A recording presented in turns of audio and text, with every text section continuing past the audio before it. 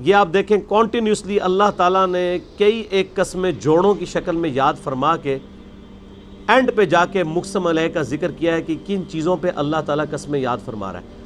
اللہ تعالیٰ کا ویسے ہی بات کر دینا بہت امپورٹنس رکھتا ہے، لیکن جب کوئی قسم یاد فرما رہا ہے تو اس بات میں مزید وزن پیدا کیا جا رہا ہے۔ وَالشَّمْسِ وَضُحَاهَا، قسم ہے سورج کی اور اس کی روشنی کی۔ وَالْقَمَرِ إِذَا تَلَاهَا، اور قسم ہے چاند کی جب کہ وہ سورج کے پیچھے آتا ہے۔ تلاہا فالو کرنے کو بھی کہتے ہیں، اسی لیے قرآن حکیم کے لیے تلاوت کا لفظ استعمال ہوتا ہے۔ کہتے ہیں نا قرآن کی تلاوت، تو تلاوت کا مطلب یہ ہے قرآن کو فالو کرنا۔ تلاوت کا لفظی معنی ہے ٹو فالو، پیچھے چلنا۔ تو وہ ہم قرات کو اور تلاوت کو یہ سمجھ رہے ہوتے ہیں جو زبانی پڑھ رہی ہیں، قرآن کو آپ فالو کر رہے ہیں۔ جو لوگ کہتے ہیں ہم قرآن کی اتنی تلاوت کرتے ہیں، ان کو کہ تلاوت کا مطلب بتائیں کیا ہے۔ تو وہ لوگ جو پوری پوری زندگی سینکڑوں قرآن مکمل کر چکے ہوں گے، انہوں نے ترجمے سے ایک دفعہ بھی نہیں پڑھا ہوگا، اور وہ کہہ رہے ہیں ہم قرآن کی تلاوت کرتے ہیں، ان کو آپ تلاوت نہیں کر رہے ہو، بس آپ صرف دیکھ کے پڑھ رہے ہو۔ تلاوت کا جو لفظ ہے نا وہ ہے ٹو فالو کرنا۔ تو یہاں پر اللہ طرف ہمارا ہے سورج کی قسم، جب وہ روشن ہو جائے یعنی طلوع ہوتا ہے، اور جب وہ سورج غروب ہوتا ہے تو چاند اس کو فالو کرتا ہے۔ فالو کیسے کرتا ہے کہ پہلے سورج طلوع ہوا تھا، سورج غروب ہوا، جیسے ہی سورج غروب ہوا تو چاند پیچھے سے آ جاتا ہے، اس کی روشنی، وہ اس کو فالو کر رہا ہوتا ہے۔ ہماری تلاوت جو فالو کرنی ہے وہ یہی ہے کہ وہ بعض لوگ جو ہے نا قرآن پاک پڑھتے ہوئے نا انگلی یوں لے کے چل رہے ہوتے ہیں کہیں دوسری لائن میں نہ سلپ ہو جائے، تو انگلی کے ذریعے وہ ضرور فالو کر رہے ہوتے ہیں کہ ٹیکسٹ کو فالو کر رہے ہوتے ہیں۔ اس کو بھی ویسے آپ کہہ سکتے ہیں کسی معنی میں تلاوت ٹو فالو دا ٹیکسٹ، لیکن ٹیکسٹ کو فالو کرنے کا یہ مطلب ہے کہ اس میں جو لکھا ہے اس پہ عمل کرنا ہے۔ اس کی مثال آپ یہ سمجھیں، اگر روڈ کے اوپر یہ لکھا ہو کیپ لیفٹ، اور آپ اس سائن بورڈ کو پڑھ کے منہ سے کہتے رہے کیپ لیفٹ، اور آپ کا اسٹیئرنگ رائٹ پہ جا رہا ہو، تو آپ لا کہتے رہے کہ میں نے پڑھا ہے، وہ کہ جناب یہ پڑھنے کے لیے نہیں تھا، اس پہ عمل کرنے کے لیے تھا۔ پڑھنے کا تو آپ کو فائدہ تب تھا کہ جب آپ اس پہ عمل بھی کرتے، کہ چلیں اگر آپ کیپ لیفٹ کہہ رہے تھے تو اپنے آپ کو حاضر رکھتے ہوئے لیفٹ پہ رکھتے بھی۔ آپ جا رہے ہیں دوسری سائڈ کے اوپر اور پڑھ رہے ہیں کیپ لیفٹ۔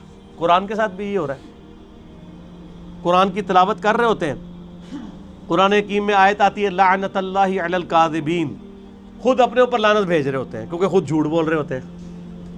قرآن جب یہ کہہ رہا ہے جھوٹوں پہ اللہ کی لعنت، اور جو تلاوت کرنے والا خود جھوٹا ہے، تو وہ کس پہ لعنت بھیج رہا ہے؟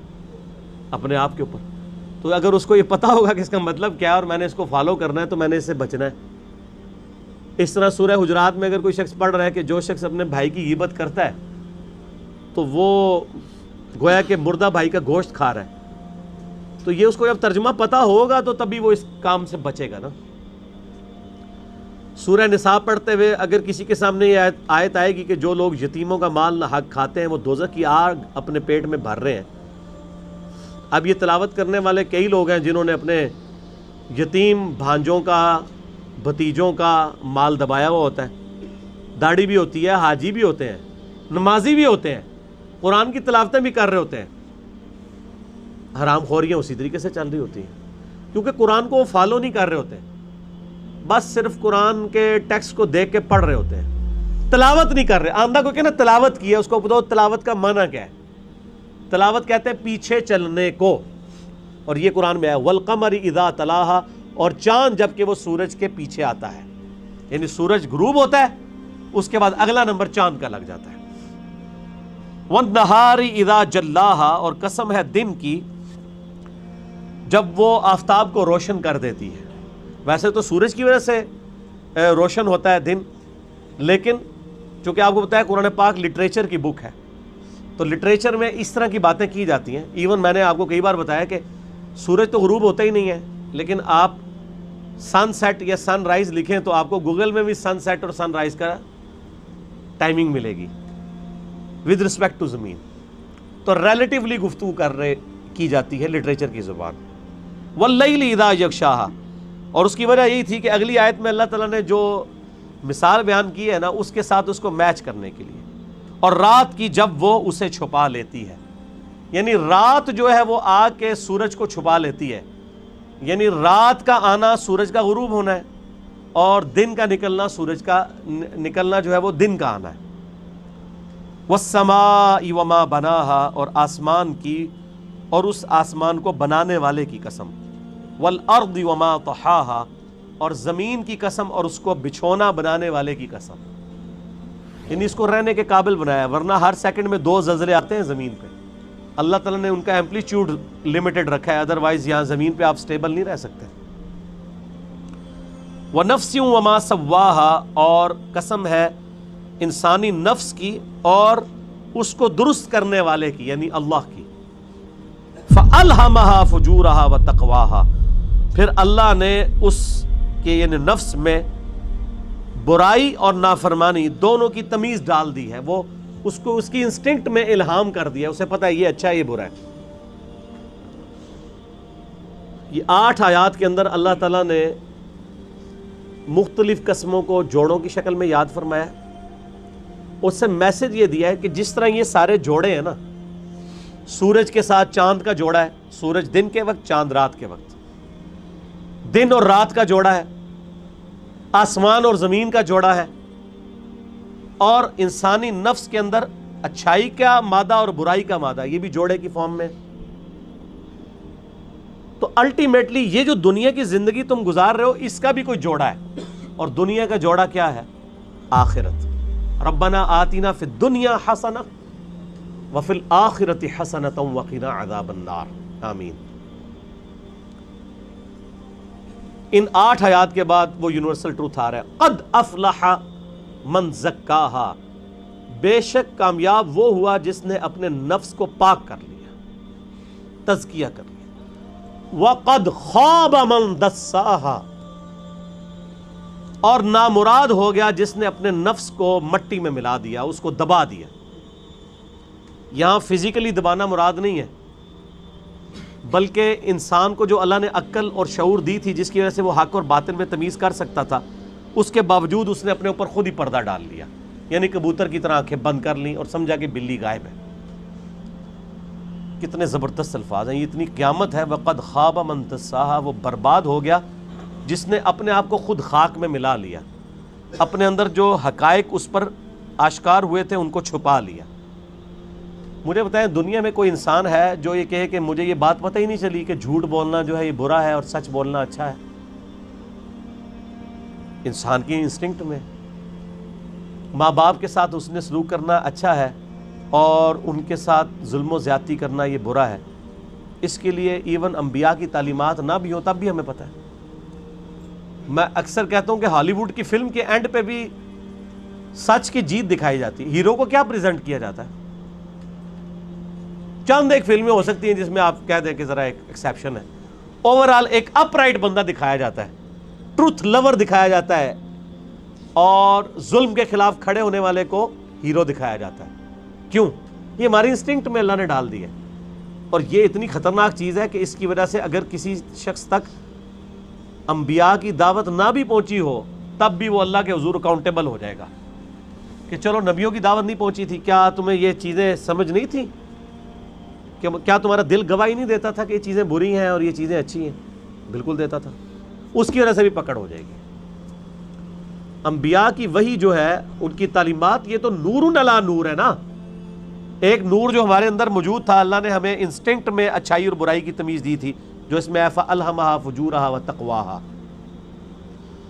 اس کو پالش کیا ہے انبیاء کرام کی وحی نے، کتاب و سنت کی شکل میں ہمارے پاس پہنچی۔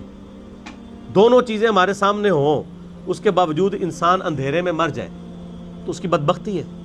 تو اللہ تعالیٰ ہمارا کامیاب وہ شخص ہوا جس نے اپنے نفس کا تزکیہ کیا، گاڈ کو سیریس لے لیا، اپنے نفس کو صاف کر لیا تمام رذائل سے، برے اخلاقیات سے، اور اسے مزین کر لیا تمام اچھے اخلاقیات سے، فضائل سے۔ وہ کامیاب ہو گیا، اور برباد ہو گیا وہ شخص، نامراد ہو گیا وہ شخص جس نے اپنے نفس کو خاک میں ملا دیا، یعنی یہ نفس کے اندر جو سچائی تھی اس کو دبا کے رکھا۔ کئی لوگ ہیں دبا کے رکھتے ہیں، وہ اپنے ضمیر کے مجرم ہوتے ہیں، اور اس کی آپ نے نمائندہ مثالیں دیکھنی ہے تو ہمارے پولیٹیکل لیڈرز کو دیکھ لیں، ان کے ماننے والوں کو، کہ وہ ٹی وی ٹاک شوز میں آ کے کس طرح جھوٹی باتوں کا دفاع کر رہے ہوتے ہیں۔ ان کا اندر ان کو گواہی دے رہا ہوتا ہے کہ ہم غلط کر رہے ہیں، لیکن وہ یہ سمجھ رہے ہوتے ہیں کہ ہماری ڈیوٹی یہی ہے کہ ہم نے، ہمارے جو بڑے لیڈر نے فرما دیا سو فرما دیا، اب ہم نے اس کا دفاع کرنا ہے۔ تو وہ اپنے اندر جو سچائی ہے اس کو دبا رہے ہوتے ہیں اور اس کی وجہ سے ایک مجرمانہ زندگی گزارتے ہیں۔ کذبت ثمود بطغواہا، یہ تو ایک انڈیویجول کا ذکر ہوا تھا، اب ایز اے قوم بھی کسی کے اندر ایسی برائی ہو سکتی ہے کہ وہ اپنے اچھائی والے معاملات کو دبا دے اور برائی والے معاملات کو آگے لے کے چلے۔ اس کی ایک نمائندہ مثال حضرت صالح علیہ السلام کی قوم سمود کا ذکر اللہ نے کیا ہے کہ سمود نے بھی سرکشی کی تھی اور وقت کے پیغمبر کو جھٹلایا تھا ایز اے قوم۔ اس نے، قوم سمود نے جو اتنی بڑی سچائی ان کے سامنے ہی جھٹلا دی، وہ کیا تھی سچائی؟ قرآن حکیم میں ذکر ہے، انہوں نے اپنے منہ سے بول کے کہا تھا کہ اے صالح علیہ السلام، اگر یہ سامنے جو پہاڑ ہے اس میں سے ایک اونٹنی نکل آئے ہم آپ پہ ایمان لے آئیں گے۔ پہاڑ میں سے اونٹنی نکل آئی، مردہ میں سے زندہ نکالنا اللہ کے لیے کو مسئلہ ہے؟ پھر وہ منکر ہو گئے، الٹیمیٹلی ان پر عذاب آ گیا۔ اذ انبعث اشقاها، جب ان میں سب سے بڑا شکی کھڑا ہوا، فقال لهم رسول اللہ ناقۃ اللہ وسقیاها، تو وقت کے پیغمبر صالح علیہ السلام نے ان سے کہا اللہ سے ڈرو، یہ اللہ کی اونٹنی ہے، اس کی پانی کی باری مقرر ہے۔ ایک دن باری مقرر تھی، اونٹنی نے اس چشمے سے پانی پینا ہوتا تھا، اور دوسرے دن قوم پانی بھرتی تھی۔ تو ان میں سے جو بڑا بدبخت تھا اس نے کھڑے ہو کے اونٹنی کو قتل کر دیا کہ جی ہم دونوں دن حامی کریں تاکہ ہمیں جو ہے وہ اس تکلیف سے نہ گزرنا پڑے جو ہمیں یہ لائن میں لگنا پڑتا ہے۔ تو اب وہ چونکہ اللہ کی اونٹنی تھی، اس کی وجہ سے پھر اللہ تعالیٰ نے ان پہ عذاب بھیج دیا۔ فَكَذَّبُوهُ، انہوں نے جھٹلایا پیغمبر کو، فَعَقَرُوهَا، اور اونٹنی کی کونچیں کاٹ دی، یعنی اونٹنی کو قتل کر دیا، اس کی رگیں کاٹ دی۔ فَدَمْدَمَ عَلَيْهِمْ رَبُّهُمْ بِذَنبِهِمْ، تو تمہارے رب نے ان کو تباہ و برباد کر کے رکھ دیا ان کے گناہ کے سبب۔ فَسَوَّاهَا، اور سب کو خاک میں ملا دیا۔